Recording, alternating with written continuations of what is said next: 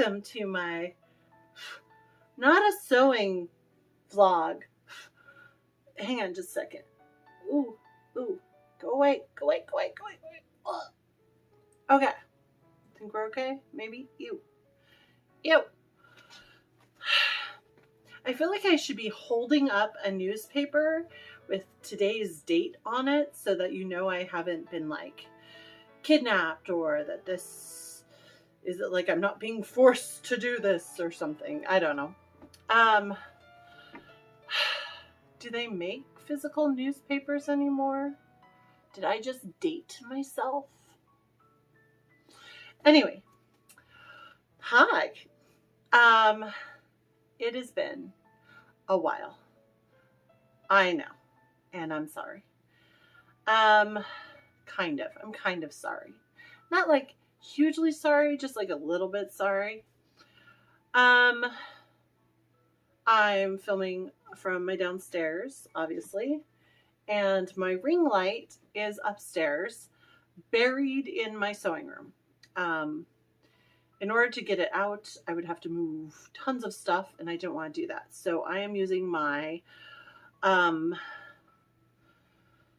it's like a travel selfie stick stand thing. It's not great, but it does the job in a pinch. So if you're out somewhere and you're like, ooh, I really want to take a picture here, or it works pretty good.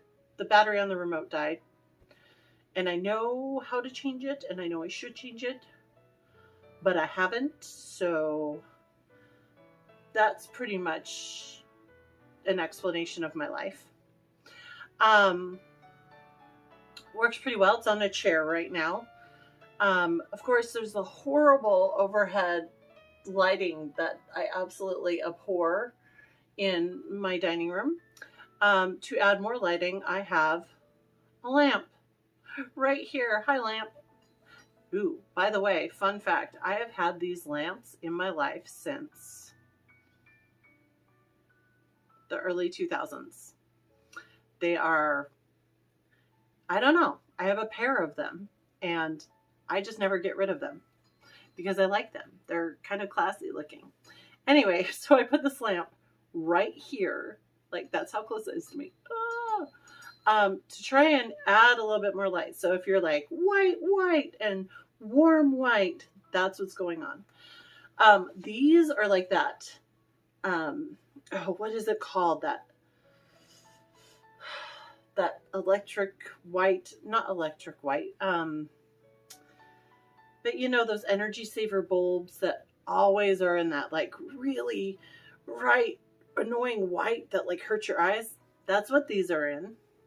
Luckily, though, those bulbs now come in other like lighting shades, which I'm really grateful for. While this lamp gives like a really warm gold light, and I prefer something in between. I really like the soft white light. So anytime I buy bulbs, I always get soft white because it's just like this lovely in between that's not harsh, but it's definitely bright enough for my needs. I don't know why I'm talking about light bulbs. Sorry. Obviously, it's been a while since I filmed. But yeah. So if you're like, why is half of her white and the other half of her's like yellowish? That is what's going on. The two lights are battling it out to light me. But without this light, I'm like in shadow. So that's why there is a lamp right here. I haven't even checked because, as we know, I do all of this on the fly and don't plan. I believe the last time I did a video, I was catching up on, I think it was the end of July, maybe the beginning of August. And I was talking about how it's getting better from my injuries, which are pretty healed up at this point. Occasionally I still get some twinges depending on what I'm doing. I'm on my feet a lot more nowadays with my job, and there's a lot of walking up and down the stairs at the school. So by the end of the day, sometimes I'll get a little twinge, where my break happened in my ankle, and over movement of my elbow, sometimes I get a little twinge in that spot, and I know I need to take it easy. I'll ice them. I definitely pushed my healing process as hard as I could without like full on damaging myself, but I don't recommend doing that. I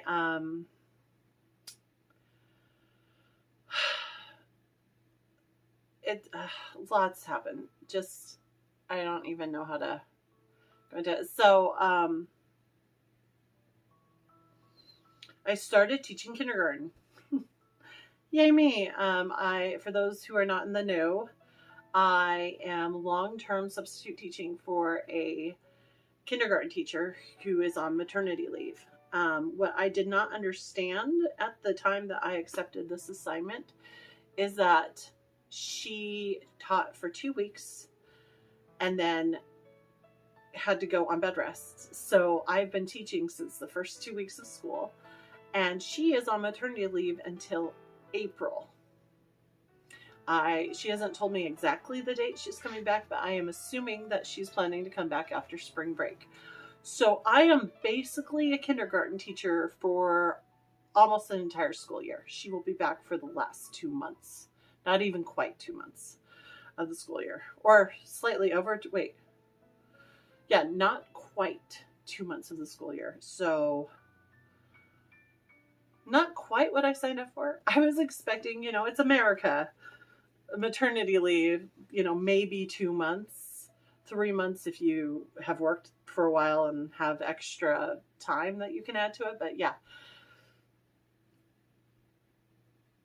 like the whole school year, no, I was not planning on that at all.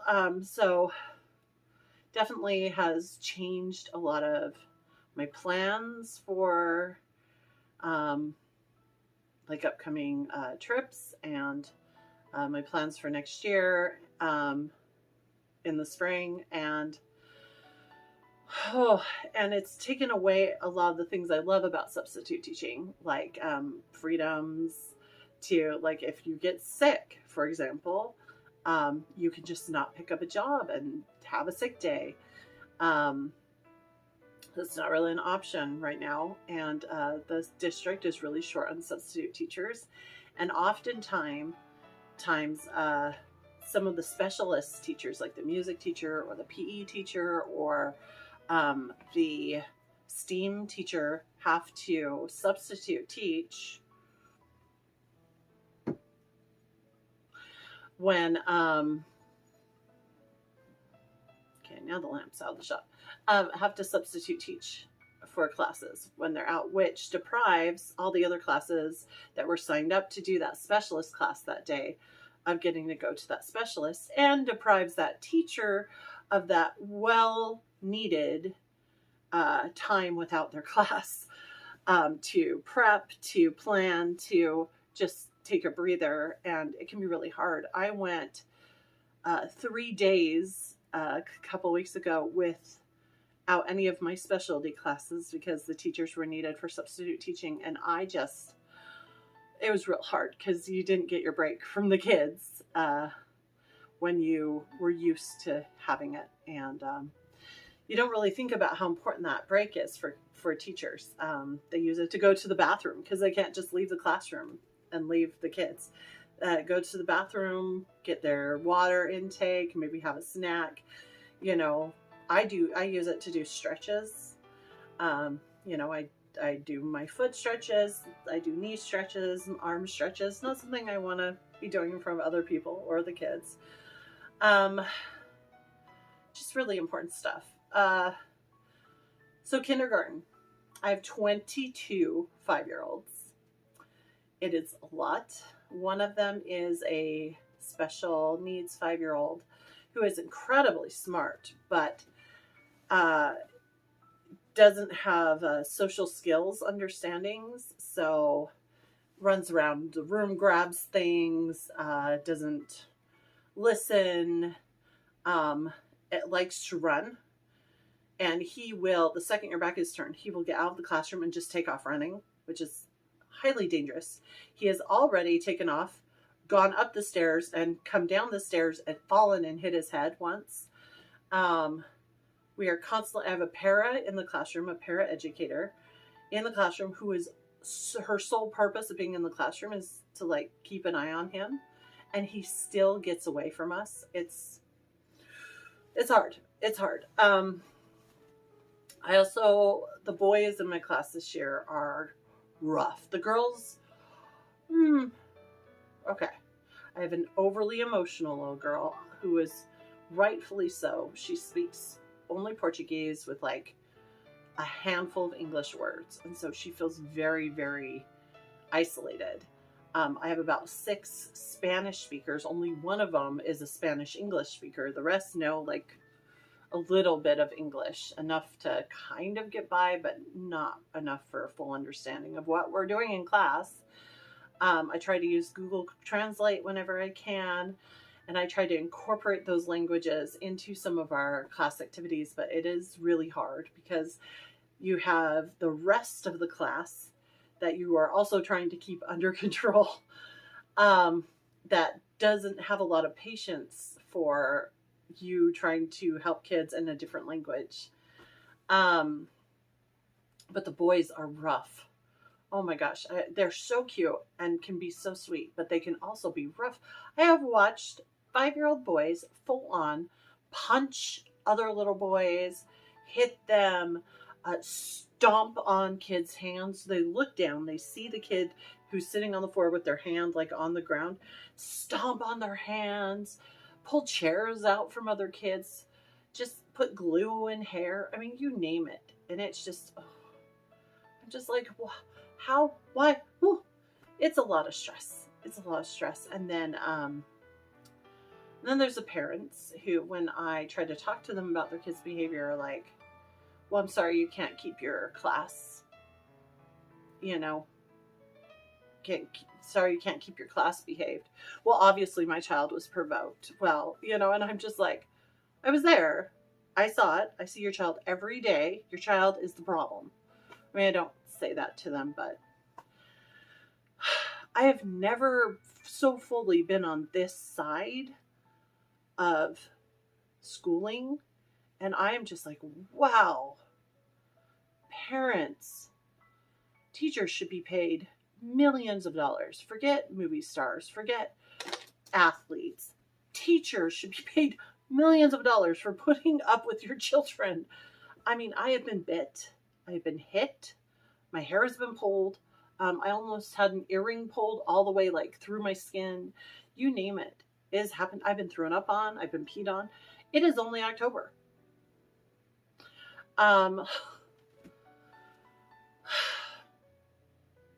And then there's other things that are really stressful in school. They're 5. The adults that they are used to in their life are their parents. And we live in a, as much as we can try to, gender, how do I put it? Like, you know, both genders, either gender can be a stay-at-home parent, either gender can be at work, you know, equality type society. But that being said, my experience with parents who are at home, it does still tend to often be the mom who is at home. And, or there is a stay-at-home mom figure at home. And so I get called mom accidentally several times a week. The first time it happened, the kid was just, I think they were showing me their drawing or the work they were doing. They were like, look, help me, something, you know, and pulling me over to their table, and they sat down, they were showing, and I was like, oh, this looks so good, that looks great. And they're like, Mom, look at this. And they flipped their paper over to show me what they'd drawn on the back. And I remember everything inside of me. Sorry, hang on.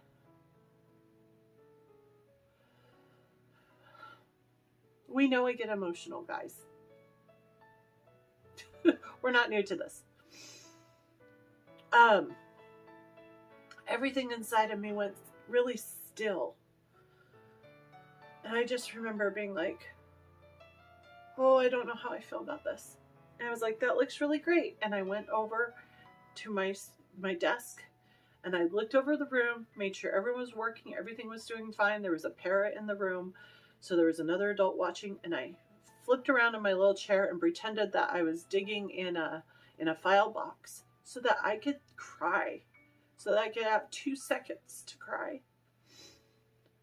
And then I took my 2 seconds to cry, grabbed a tissue, cleaned myself up, and then I had to turn around and go back to class. Like, teachers, they don't have time when things like this happen to them.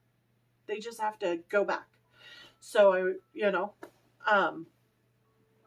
there's one little girl who does it regularly. She calls me mom all the time.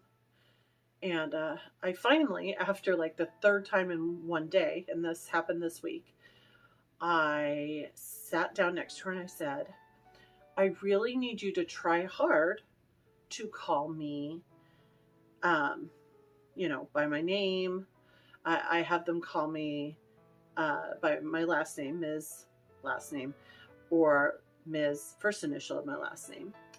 And, or you can just say teacher, teacher, I need help, which a lot of them do. And she's like, I'm sorry. And I was like, no, you're not in trouble. You just need to remember to call me by my name. And she goes, well, you could be my mom, though. I love you like you're my mom. And I'm looking down into this little 5-year-old girl's face who's looking up at me with all of this love. And she loves to come up and give me hugs. And she's always drawing me pictures and telling me I love you and going like this. The little girls love to make hand hearts at me. And to try and discourage them from hugging me, though I never push a child away, I've started doing this thing where I hold up half of a hand heart and they can come up and do the other half of the hand heart. So I'm like, oh, and then they do the other half. And it seems to pacify a lot of them. And they have, as like my version of, oh, hug, and she loves them. And anyway, and so she like tried to draw me a picture of like my hand, big hand, and her little hand. Oh my gosh. I'm still crying about it. Like, you can decide that you're okay with something not being in your life and still have it affect you. Especially when you have beautiful, amazing children around you every single day. Okay, sorry. Done with that. So that's a big stressor in my life. On a daily basis, I come home absolutely exhausted. Then, as usually happens around this time of year, my seasonal bronchitis hit. And it hit bad and hard, like it tends to. If you don't remember, I get seasonal bronchitis in the fall and in the spring every year. I have gone to the doctor about it a million times. I have gotten medication for it many times. Nothing works. Nothing changes. I basically throw Dayquil at it because it has just been what works for me the best. And I have to ride it out. And it usually goes where there's a lead up week where I start to get headaches. My sinuses get all stuffed up and start developing a sinus infection. My throat starts to get thick. I start to develop a cough. The second week, I completely lose my voice, have this horrendous cough, and my head is spinning, and I'm just miserably sick. The third week, cough starts to clear up. Sinus infection tends to kind of back off a little on its own, and things just start to clear up. And by the fourth week, I just have the remnant of a cough left over and maybe a little bit of a runny nose. It takes about a month. And it is just one of the horrible things I have to deal with in my life. I never know exactly when it's going to hit, and when it does, it just completely wipes me out. The cough is loud, horrible, and after COVID, anyone who hears it or is around me is like, what are you spreading? Because it is like a nasty, deep, awful cough. And by week 3, I'm like coughing up guck to get it out of my system. And so it's like this productive, horrible, hacking sounding cough that I cannot stop. Like once it gets started, it's just like, it's awful. It is awful. And no one wants to be around me. And it was really fun teaching through that. Really fun. Also, and I debated on going into this, but I do share a lot of things with this, and I won't go into full detail, but to kind of share why I haven't been online. This will also tie into everything else. Those of you who have been along for the ride these past couple of years know that financially, the financial stability of me and handsome husband has gone up and down and up and down and up and down and up and down for the past like 4 to 5 years. And a lot of it has to do with his jobs, which tend to be contract jobs. Because out here in Seattle, in the Seattle area, that is what is available, which is kind of crazy to me. Companies don't seem to hire directly. They do contract jobs for a certain amount of time. Some of them offer benefits. Most of them don't. And you are stuck in this contract that they could cancel at any time, that when it ends, your job might be over, or when the end time is, they might keep you on, but you never know for how long. And it's just, it's a mystery job. They're basically mystery jobs.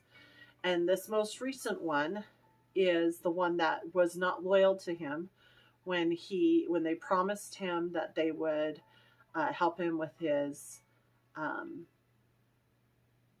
when he was going through school to graduate, and they promised they would help him get his what is it called,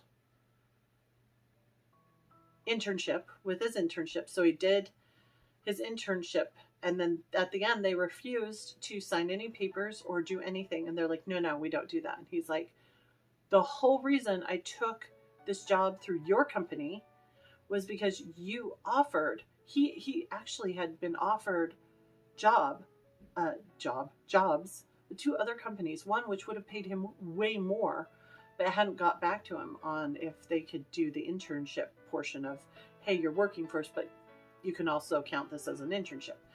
And this job had, so he was like, well, I'm going to go with this one. And even though it pays way less than he was making at the previous job before it. Anyway, so he's still at this job, and he's dying to get away from it. They don't pay him what he's worth, especially now that he has his degree. Okay, I'm sorry. I'm obviously... So, on top of that, we had all these unexpected medical bills. That was due to an error. I'm not going to go into the error, but we had all these unexpected medical bills, which basically drained our savings in August. So there's been no money. And because I didn't start working till the middle of September, on the first day of a new pay period, I don't get my first paycheck and I don't get paid until the first of the month. And the new pay period was my first day of work in the middle of September, because pay periods go from the 16th through the 15th. I don't get my first paycheck until November 1st. So we have been like destitute for 2 months and counting. And I haven't been able to pay all of our bills. And we have been conserving gas and eating meals from the back of the freezer. And we've been cleaning out our pantry. It's really interesting the kind of meals you can make when you are cleaning out your pantry. It's also really gross, some of the meals you can make when you're cleaning out your pantry, but you do it and you try to survive. It's been really, really hard, and to not feel so helpless and to help supplement our finances, I decided to sell a bunch of my fabric, which I have done over the past month. And I know I shouldn't get emotional about selling fabric, but I am. Because I sold some fabrics that I've had for years. And those who sew know that fabric hoarding, fabric collecting is also kind of a hobby all on its own. And also having those like dream fabrics that you plan the perfect outfit for, and you're just waiting to have enough confidence to go for it. Letting those go are really, really hard. Before I started, I had 14 different yardages of silk fabrics, from gorgeous taffetas to a wool silk blend, plaids, just all sorts of gorgeous. And they took up 2 shelves in my sewing room. And now I have 4. Which is so hard to look at those empty shelves and remember what was there. And the outfits that I had always wanted to make, but won't, especially since some of those I've had for a really long time. And I know I will not find them again. But the money has put gas in our cars and has gotten milk and cereal and some staples for us and has helped pay some bills. So that's what I had to do. It's been really hard.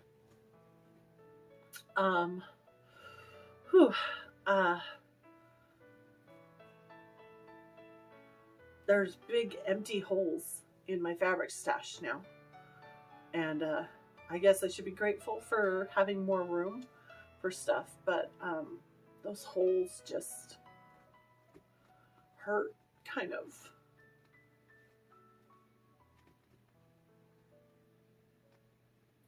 The other day I was like, maybe I should just quit costuming, because every part of it is getting harder. I gotta blow my nose. Just a second. Okay. I'm back. Back with my defeatist attitude. Sorry. Let's move on. Took my slippers off. Am I shorter? No, I'm fine. Okay. During all of this, I have been withdrawn from my friends because, I mean, when you're sick, you can't really hang out with people. When you're poor, it's really hard to hang out with people. And when there's no money for gas and no one's willing to come to your house, it's hard to hang out with people. And while I was injured, I didn't want people to come visit me because I was basically laid up for a really long time and cried a lot and was just super depressed. And the idea of people visiting me while I was in the middle of all of that just seemed awful. Really awful. So, but in general, my friends don't tend to like to come to my house. I mean, thank heavens right now, because it is in full sewing chaos disarray. But I also, I had a really bad experience with a friend that I continue to have the exact same bad experience with. And it's made me realize that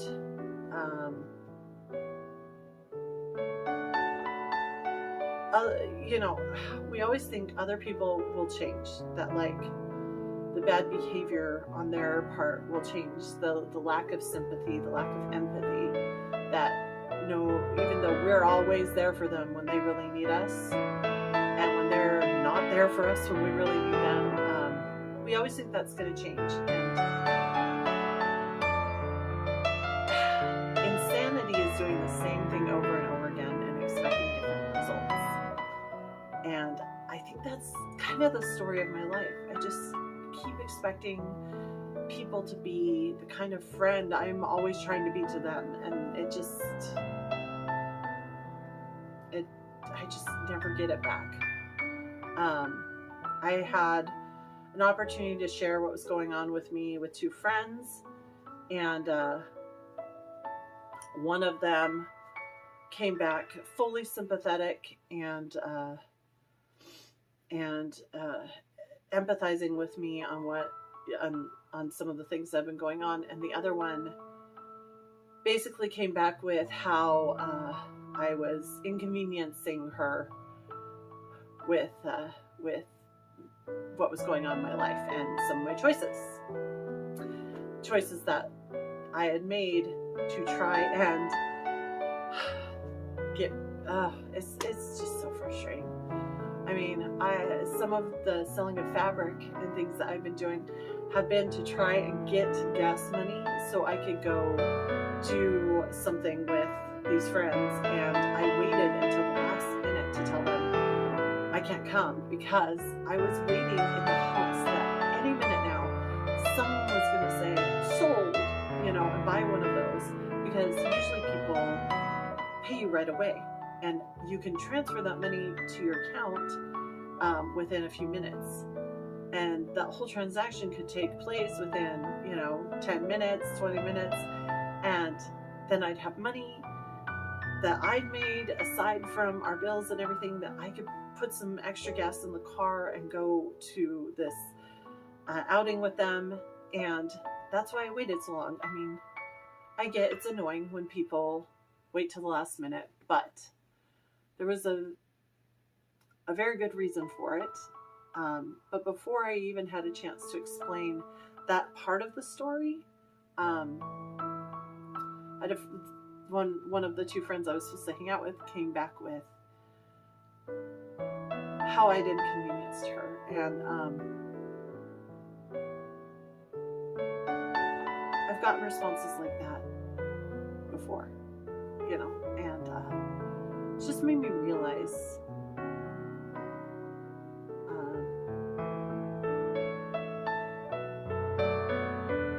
the lack of value. Anyway, but we can't expect people to change. I don't know why I have been. It's me who has to change. So I'm going to be working on changing some of my relationships and what I put into them, so that I can limit the amount I'm getting hurt and limit the amount I'm annoying others, right? Okay, so let's move on from all of that black. I've just got me and handsome hubby are just trying to survive financially for like 2 more weeks, and then I get paid, and hopefully the financial burden will be minimalized, having both of our paychecks coming in. Still annoying as all get out that I only get paid once a month. I mean, ew.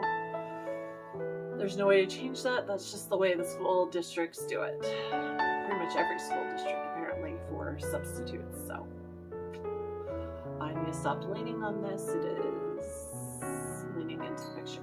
Ooh, that's good lighting. My skin looks so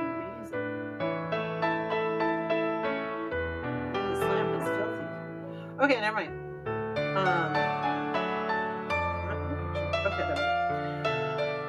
Let's move on. So that was lots of talking about personal talk, and I know this is not a sewing vlog, but I tend to talk a little bit about sewing because how can I not? It is my love-hate relationship habit, or not habit, hobby. My love-hate relationship hobby. I'm currently working on like 5 different things at the same time because I'm me and that's what I do. My usual autumn outings have changed this year. I'm mixing it up and spending my usual autumn outings with different people this year. So we'll see how that goes. And something I'm doing that I swore I would never, ever, ever, ever, ever do is I'm sewing a costume for someone else. Now, this is my niece. When I went to Utah.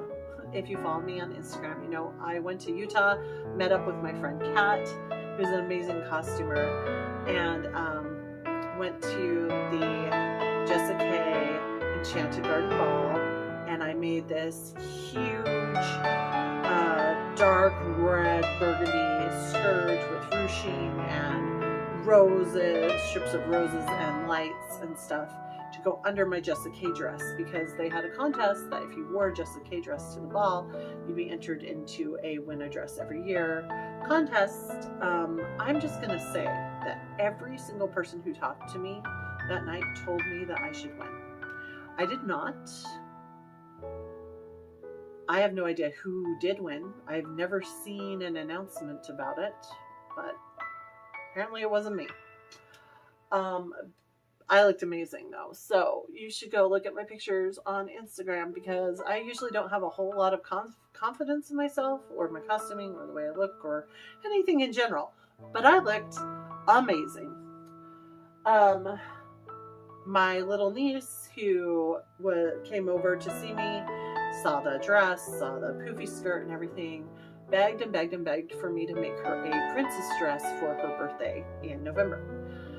And I was like, how do you tell a cute little 10-year-old girl you're not going to make her a princess dress, especially when you are her favorite aunt and she thinks that you yourself are a beautiful princess? Can't do it. So I am kind of winging it. I have written down, I've written down her measurements. I took them myself and wrote down her measurements. Got home from the trip, cannot find them anywhere, and there's not really anyone back home who can take her measurements, so I am like looking up sizes for girls her age, and I'm planning to do this with like a lace-up back so that it can be sized for her, you know, so it can be pulled in to like fit around her, if that makes sense. If you have kids and you've made costumes or you've made costumes that had to like fit generic size something, feel free to give me tips in the comments, because, and I pulled out all that she wants, like pinks or purples. I don't have a lot of purple in my fabric stash, or at least, deep breath, I don't anymore. I had some absolute gorgeous purples, but I sold them. So I basically pulled out all of my pink fabrics that are left. I have a bunch of pink tulle, so I am going to just, and I have lots of lace, like white lace and stuff, and so and I think I have a can somewhere of spray glitter. And so I am just going to throw everything together into a big poofy monstrosity of a dress and send it to her for her birthday, and hopefully she will love it. I figure if she hates it or it doesn't fit or something, maybe no one will ever ask me to make anything for them again. My big fear is she has a big sister who is like 12. who is probably going to want a dress for her birthday once she sees the dress I sent to her sister. I really don't want this to become a thing. I do not want to sew for other people. I don't even want to sew for myself. I just do it out of necessity. Anyway, I'm also making an Outlander inspired outfit, kind of based on what Claire wears in season 1. I'd say Claire and the lady who works in the kitchen, and also Galis Duncan, because, you know, redheads gotta stick together, kind of all rolled together. I had some absolutely perfect fabric in this like deep green that had like browns and reds in it, in the plaid. That was gonna be for my skirt. But guess what sells really well right now, especially with the last season of Outlander? You know, it did. It sold really well, and it actually paid 2 different bills. So let it go, let it go. Okay, but I have this other plaid fabric. It's a blue, and they didn't wear a ton of blue on the show, but I'm like, you know what? Go with what you have. So I have this plaid that is, it's like a mid blue. I want to say it's kind of, come here, fabric. It's upstairs, so that's too light. Right. Anywhere, blue. Nope, I don't have anything. It's kind of a mid blue with, and the plaid has darker blue in it and like a light red in it. It almost looks like a dark pink stripe till you really hold it up and you realize it's a red. But I think because it's with those 2 blues, it kind of lightens up the red.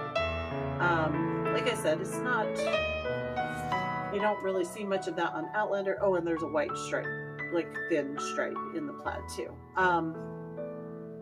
But it's a big plaid pattern, and I have a bunch of yardage of it, and it's a thicker fabric that will make a perfect Outlander skirt. So, you know, necessity.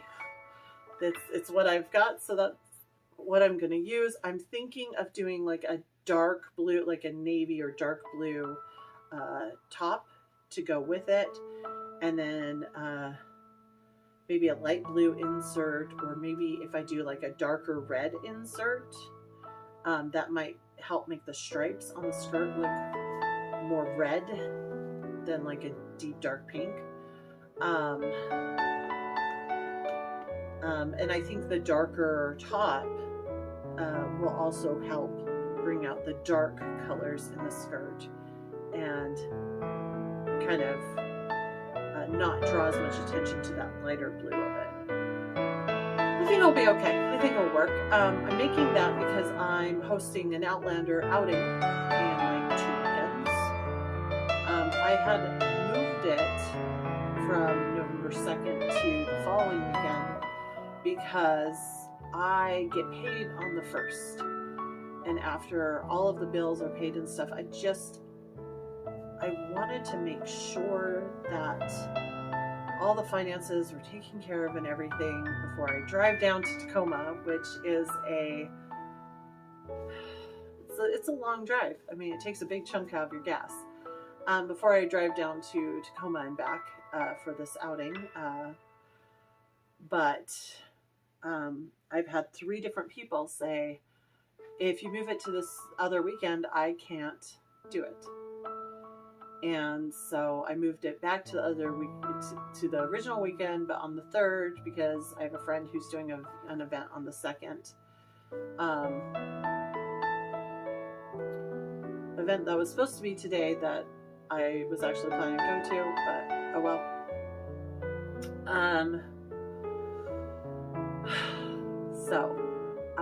So far only 1 friend is now coming to my Outlander event, but that's okay. I love Cynthia. She is awesome. And if it's just me and Cynthia linking our arms with baskets and shawls, walking around through the woods and up to the fort, I'll be happy, because that's really what I do this for, is to costume with friends. And it, as fun as big groups are, it doesn't have to be a big group. If just one friend shows up, that's okay. Yay, one friend. And you know, if no one shows up, then it's me walking around, looking awesome in an Outlander inspired outfit, taking pictures in the woods by the fort. I'm also finishing up a Halloween project I've been doing for like 2 years,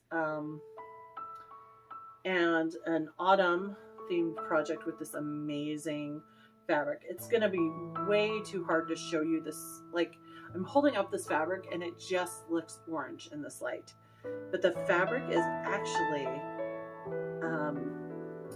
it's a cotton voile, or voile, I don't know, V-O-I-L-E. And people keep telling me, oh, you're pronouncing that wrong, or this is how you pronounce it, or that. I don't know. I read the word a lot. I don't pronounce the word a lot. Anyway, and it's orange with like bright pink in it. I don't know if you can see that at all in this horrible light. But that's going to be awesome. I'm going to find a gorgeous sunny day to, or at least not too overcast day, to get some brilliant pictures of that. I also have a fall bustle dress that I am working on, that is in the works, that I'm hoping to take pictures of next month.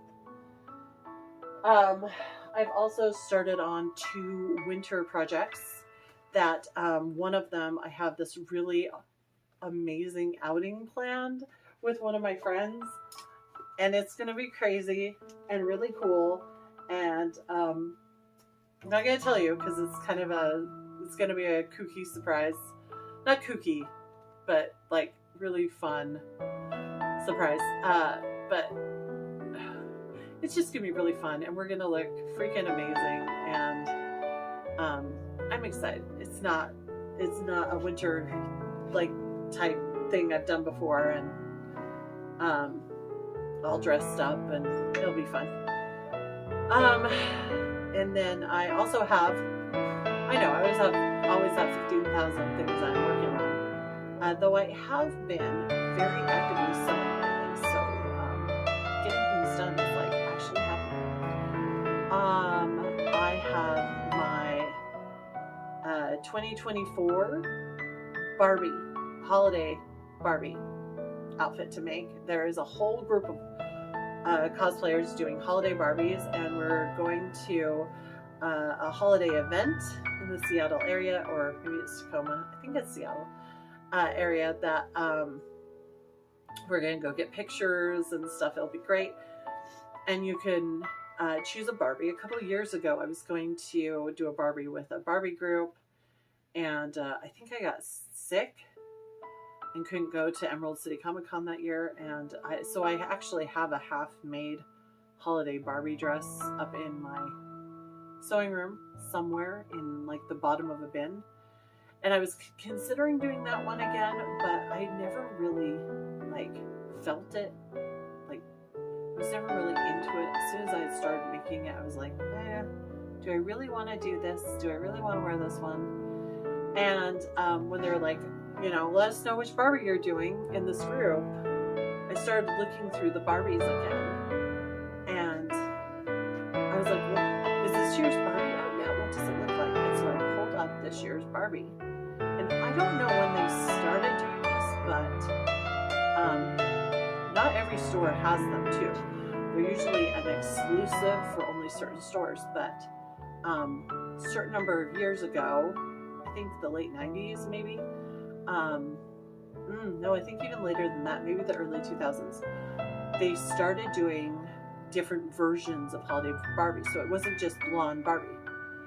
You know, they'd have different Barbies of color and ethnicities and hair colors. So there's like brunette Barbie, you know, and stuff. And then I want to say in the late 2000s, maybe. I have no idea. Honestly, I should really do my research, but they started doing a redheaded version of Barbie that is usually an exclusive for only specific stores. And I am doing redheaded version of the 2024 holiday Barbie, which when I pulled it up and I saw the Christmas plaid skirt on this dress, I was like, I totally have that fabric. Like, I have that fabric in my stash. I have this like faux taffeta plaid Christmas fabric that will be perfect for that dress.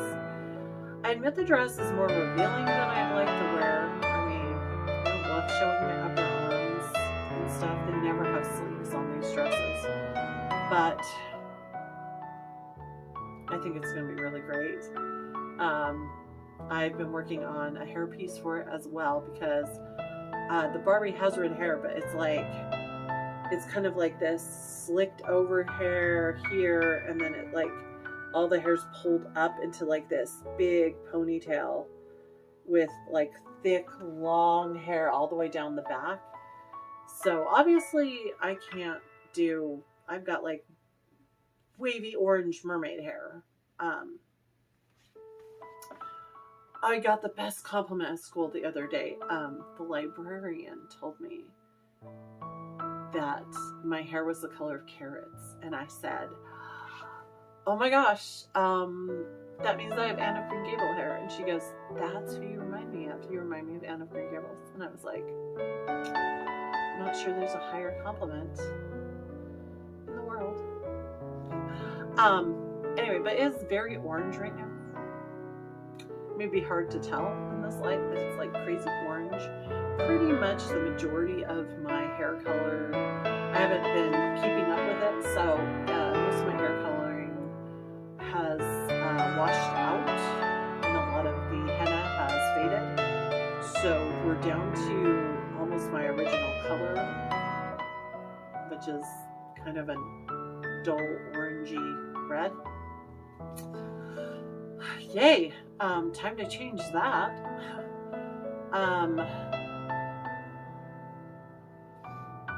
So, holiday Barbie. Gonna have a hairpiece, or at least an attachment to add all of that lovely length and gorgeousness. There's also some other holiday projects, but I'll spout those out at you in the future. I think I'm done. To follow or to finish up, I'd like to say that I will faithfully be posting once a week. Again, I'd like to say that, but it has been a rough year, and it's also been a hard year for me to film, because when things get really hard, and I'm in the middle of it, it is often hard for me to share it with people, and especially, the internet. And it's not till I'm usually through the hard things that I feel more comfortable sharing what's going on in my life with people. So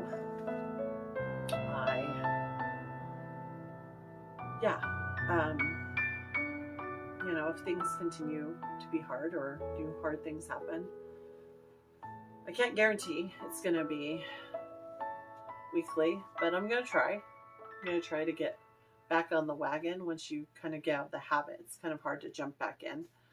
But I'm going to try, because it kind of helps me keep me accountable for things I am working on, as well as being a vlog of my life.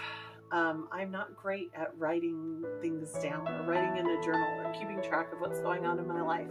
So this vlog is actually kind of my life in a weird nutshell.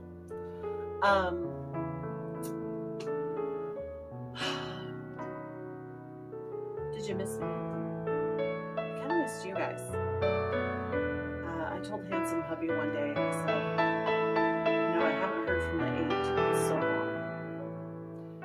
He always laughs at me when he jokes about the 8 people who love him in the world. I like to joke that I have 8 follower friends. Now, granted, I have more than 8 followers, but it always feels like the same 8 people comment on my videos, comment on Instagram the most. That they are the ones who are always watching, always paying attention, always commenting, and are always cheering me on. That I have like the solid 8 people, like the super fans, you know. A couple of them I really hope to meet someday. And I think about you guys. I know that's weird, but I do. I think about you and worry about you and hope that you are doing well. And I love hearing from you. And I love hearing about your projects and your events and your life. If you can relate to my weirdo up and down life. You know, the other day, Handsome Pubby, this has happened a lot over the years, where Handsome Pubby will find a job that he loves, that's like a direct hire into a company that pays really well, that has all the benefits, and he'll say, oh, look at this job, and I'll be like, oh, that sounds great. He'll say, too bad it's not here. Too bad it's not in this state. I'll be like, yeah, too bad, because I love it here. And the other day he found this job and he was like, oh my gosh, there's 2 of these jobs available that I have all the experience for, of everything, you know, it's everything that I'm looking for in a job, but they're in Ohio. And we sat there for a minute and I said, you should apply for them. I know, dropping a bombshell at the end of my video. I said, you should apply for them. If they pay you really well, they give you benefits, if they're perfect jobs that you can go somewhere with, then maybe we need to be there. So he's currently applying everywhere except desert states. I refuse to move back to the desert. If you think that your state would be a good state with good tech jobs for us to move to, please let me know. And I'm also, you know, researching historical costuming in some of these states, so let me know about that too. Anyway, may happen, may not, but who knows. Good night, friends. Goodbye. Hope I see you next week.